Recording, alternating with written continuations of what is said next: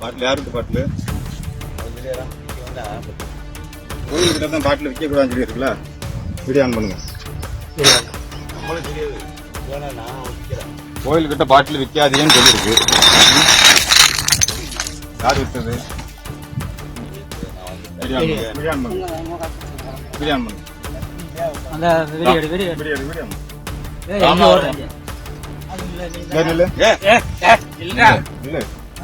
ராமநாதபுரம் மாவட்டம் ஏர்வாடி ஊராட்சிக்கு உட்பட்ட சின்ன ஏர்வாடி கிராமத்துல பிள்ளை காளியம்மன் ஆலயத்துக்கு அருகில தொடர்ந்து கள்ளத்தனமான மது விற்பனை நடந்துகிட்டு இருக்கு.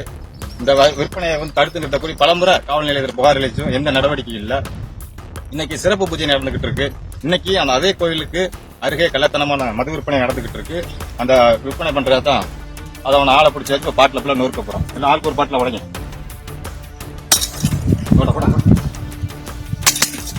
ஐயா வட கேட்குது.